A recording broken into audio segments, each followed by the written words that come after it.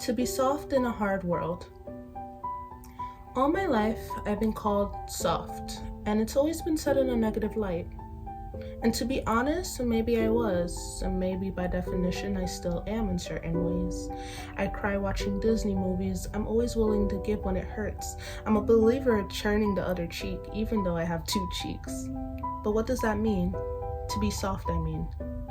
It means, by definition, easily yielding to pressure or touch, not hard or firm. But here's the thing. I'm not a flower. I'm not a piece of bread that can't be left at the bottom of the bag.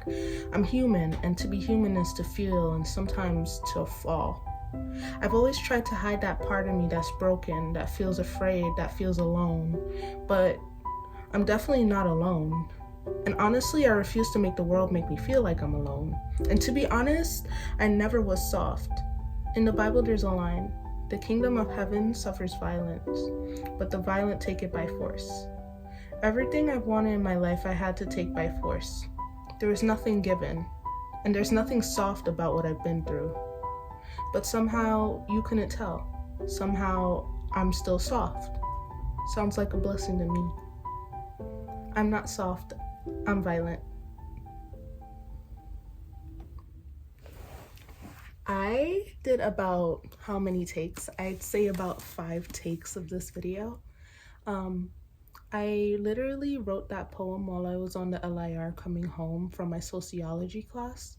And I was really angry when I wrote it because I was just thinking about the power struggle and how this world is set up and how money goes in and out our economy and the people in power trying to keep the rich and keep the poor, and it's just a lot of things going in my mind, and I was just ready for war, ready to fight. I don't know. And then I got home and I was like, OMG, I want to read this poem. Like, someone needs to hear this.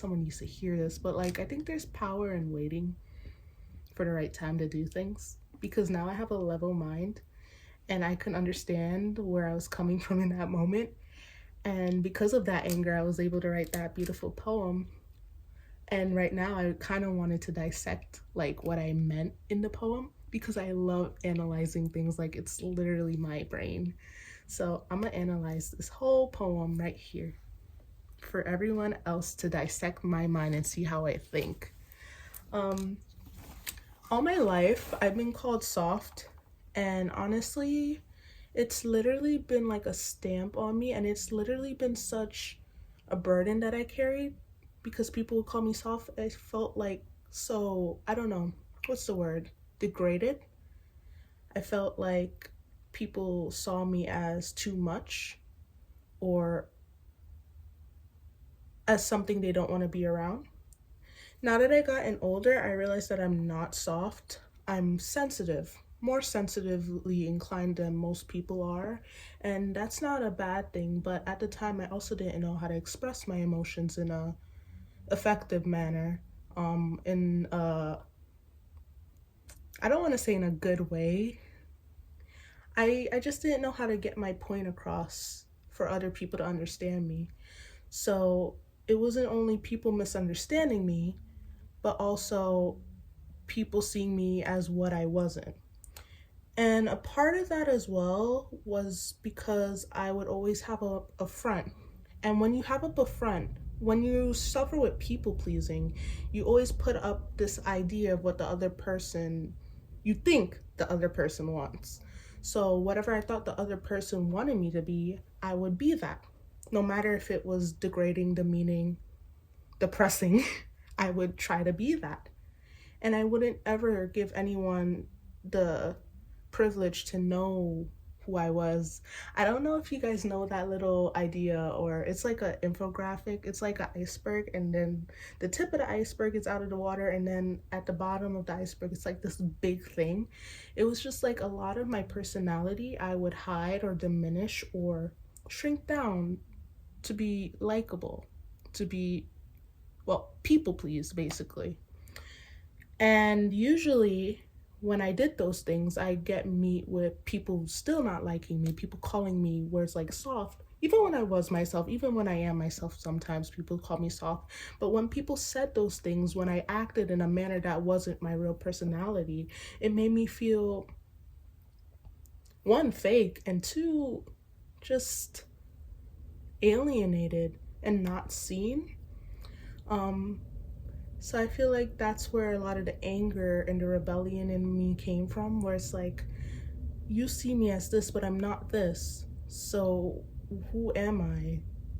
I really want someone to see me. And in the poem, I did identify like how I am that way. Like I said, I cry in Disney movies. I do cry over most movies. Any little thing in a movie, I'm going to cry. When they put them sad songs, I'm gonna cry. Lion King, when Mufasa, the dad died, cry. Any Disney movie, Luca cried. Soul cried. What other movie? Meet the Robinsons cried. What other movie? That horse movie, what was it called? Spirit cried. But yeah, I cry a lot.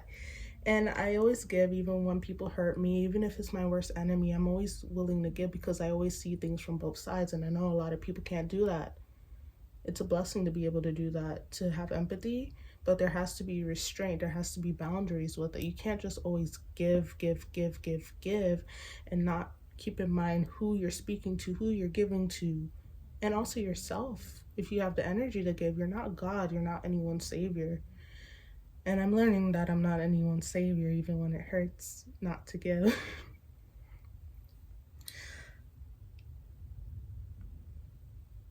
I remember after when I looked up the definition of soft, and it spoke about yielding to pressure or not being hard or firm.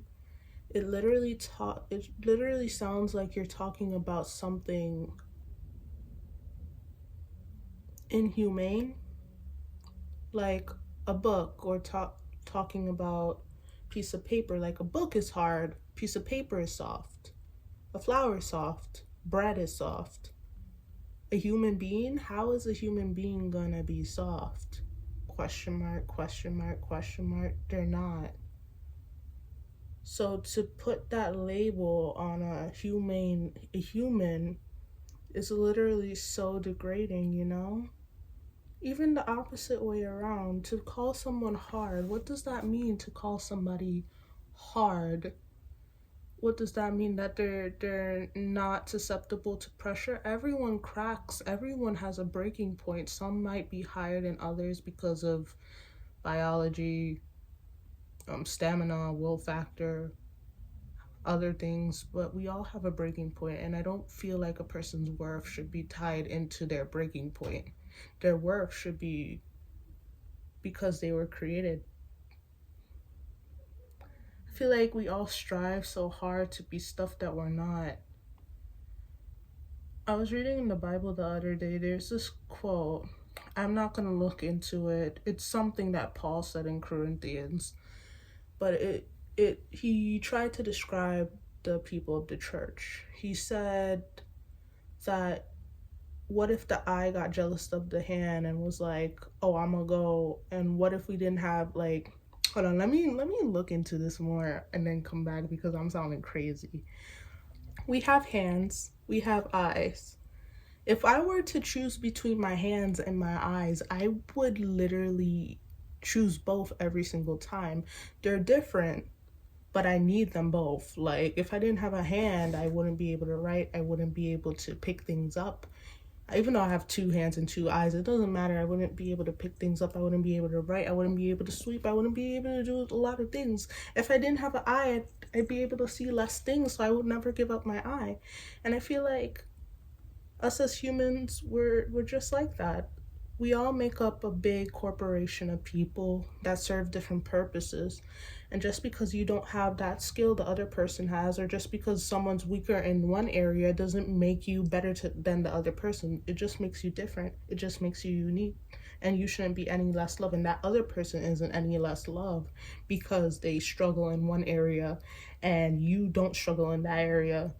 Life is not a competition. Like, I'm so tired of so much competition in this world. My leg went numb, guys. Help. Help, my leg. Numb. Help. There's so much competition in this world, and I'm so tired of it. Like, I'm tired of subscribing to the competition and games of this like society, because at the end of the day, we're all going in the grave, and everything that we're fighting for, everything that we want in life, does it really matter at the end of the day? Does it really serve a purpose? Does any of it serve a purpose? We're all human. And I'd hate to live my whole life and be on like my deathbed and be like, dang, I really wish that I spent more of my energy doing or pursuing things that I actually wanted to pursue, instead of just being jealous or being envious or comparing myself to other people. Because at the end of the day, this little ego game we play in our head, is it worth anything? Maybe, maybe not.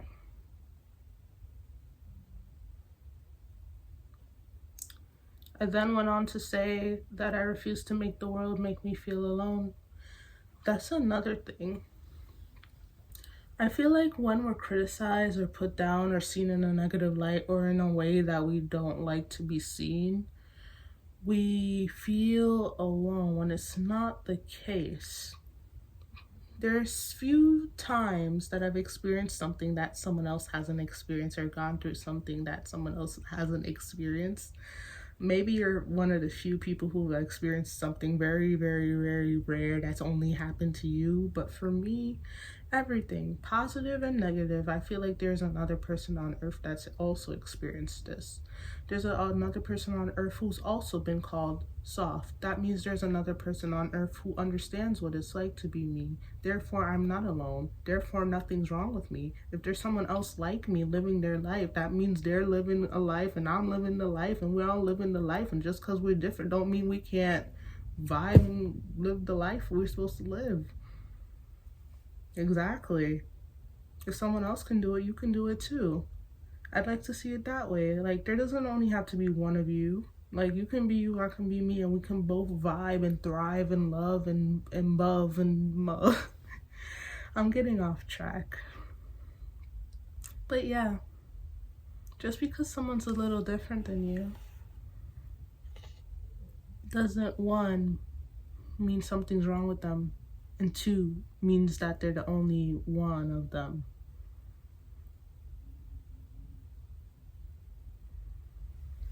And I feel like in the end of this poem, I realized my worth, and I realized that I don't have to identify myself with what the world says. I go on to call myself violent and directly compared myself to the quote from the Bible that says the kingdom of heaven suffers violence and the violent take it by force. It's very interesting how I did that there. It's like saying, you're calling me this, but God called me this. So this is what I'm choosing to believe. And that's another thing. I keep on saying this another thing, but it is another thing. It's always another thing. Our minds are super powerful. We can believe whatever we want to believe. And my mom always told me this, like, you ever seen those girls who, or not even girls, those people who are like not attractive, but they literally believe like they're the most attractive person on earth, and you can't tell them nothing at all because they believe it, it's true. And whatever I believe, whatever you believe, whatever we all believe, it becomes true. And it doesn't matter if it's a lie or not, it's truth. I feel like as humans, we're always looking for the truth. I think it's because we came from the truth. We came from God, and because we came from God, we're always looking for God. So therefore, we're always looking for truth. And sometimes we get these false truths, these false ideas about ourselves, and we cling to them because we think they're true. But when you learn the real truth, when you learn real love, that's when you experience freedom. But yeah, that was the poem, and that was my interpretation of my poem that I written. I'm sure there's more to it. I'm sure there's other ideas to it. Hi guys, editing Maridine here, as well as bedtime Maridine, who's almost really, really exhausted actually. You know how I just said that I might have forgotten something or left out something? I literally left out one of the most important lines to the poem. It's the line that I said, "There's nothing soft about what I've been through, but somehow you couldn't tell. To you, I'm still soft. Sounds like a blessing to me." That is such a banger, and I literally left it out. But sometimes for me, when people misunderstand me, I get so angry because it's like, as I was saying in the beginning, you don't see me, I want you to see me. But sometimes it's a blessing. I don't want to look like what I've been through. I've been through some rough things, and to see that you still see me as soft and sweet, even though my life's been rough, that's a blessing. And sometimes I have to stop and see the ways in which I could see the negative things that I've been through as a blessing. Because you can either take things and become the things that have happened to you, or you could use it as motivation for something greater. And that's what I'm really trying to do. So yeah, I don't want anything or anybody to break me. So I'll let God make me. Write that down, guys. Let God make me so none of y'all can break me. Yeah, I have a lot of energy. I just drank matcha from Dunkin'. It was really caffeinated. I think they put like 5 shots of vanilla in it. Yeah, that's all I had to say. Back to the video. Bye. To be honest, I wrote it out of anger and frustration, and now I'm less angry and now I'm less frustrated. And that's okay. You know, I took my trigger and I made it something beautiful. And I hope we all can do that with the things that trigger us or the things that hurt us, because some people, their triggers just deteriorate them and make them feel small. And I hate that so much, because we're worth more than our flaws, you know? And when people look at us, little to none do they ever first see your flaws. They see your beauty. They see who you present yourself to be. They see, I don't know what they see, but usually it's not the worst. And you don't have to let your insecurities define who you are. Yeah. So yay me. And that was my vent of the day. But yeah, I'm gonna go now. I'm gonna blow you a kiss. I'm gonna give you a hug like always. And I love you, and I hope you love yourself. And if you don't love yourself, I hope you learn to love yourself. And even though it's hard sometimes, but saying that, I'ma probably lay down. Or not, who knows? Okay. Bye.